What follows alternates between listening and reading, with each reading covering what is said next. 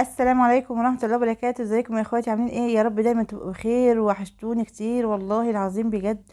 انا مبسوطة جدا بدعمكم ليا، ومبسوطة جدا بان انتوا بتدعموني حتى لو بكلمة كويسة.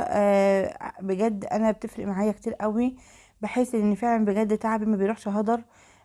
ربنا يا رب يبارك لكم ويسعدكم دنيا واخرة زي ما بتسعدوني. ويا رب ان شاء الله باذن الله في مزيد من الحاجات الجميلة بتاعتكم دي. طبعا انا عايزه اقول لكم انا خارجه كده معاكم واتكلم معاكم مباشره وجها لوجه، علشان اتكلم عن الكورس التخسيس اللي الناس بتسالني عليه. يا جماعه والله بجد النظام ده حلو قوي، جميل جدا.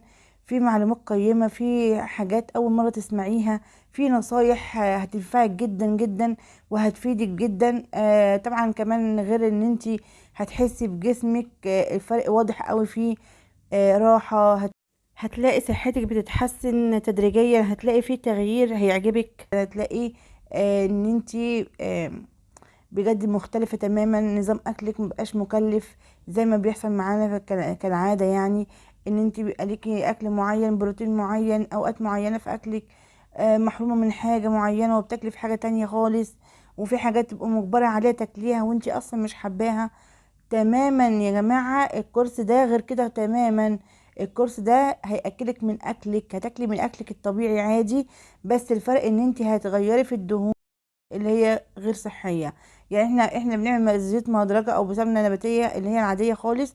لا، احنا هنجيب سمنة بلدي اللي هي بتاعة الحيوان، اللي هي هتساعدنا اصلا على حرق الدهون، مش هتعمل لنا دهون. وكمان الزيوت النظيفة الكويسة زي زيت الزيتون، زيت جوز الهند. زيوت كتيرة جدا حلوة قوي ومش مهدرجة. يعني انا عايزه اقولك ان الموضوع بسيط جدا ومش مكلف، وان شاء الله باذن الله هيكون في نتيجه حلوه او مرضيه ليكي قوي. وان شاء الله دعواتك ليا لما توصلي اللي انت عايزاه.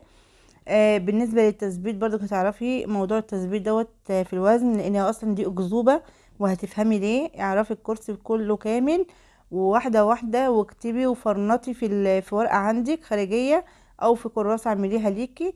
وكل المعلومات اللي تعرفيها وكل النصايح اللي انت تسمعيها اكتبيها عندك وامشي مع النظام. وان شاء الله باذن الله ربنا هيكرمك وتوصلي اللي انت عايزاه يا رب. ومن كل خميس ان شاء الله هنبدا مع بعضينا حلقات تعليم، واول كورس هنبدا فيه هو كورس الستان وشغل الستان وكل حاجه تخص الستان.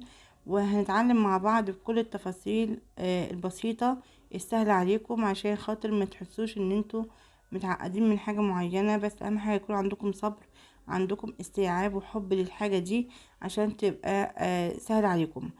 هنتكلم عن خامات، هنتكلم عن حاجات كتيرة جدا تخص الستان. بس ان شاء الله باذن الله استنونا كل خميس.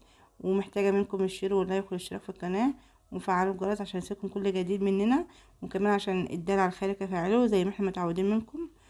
وان شاء الله بيكم وليكم باذن الله هنكون الافضل والاحسن. وطبعا بوجودكم معايا يسعدني كتير جدا. اتمنى ان شاء الله اكون عند حسن ظنكم ودعواتكم لي ان شاء الله باذن الله. دمتم في حفظ الله ورعايته. السلام عليكم ورحمه الله وبركاته.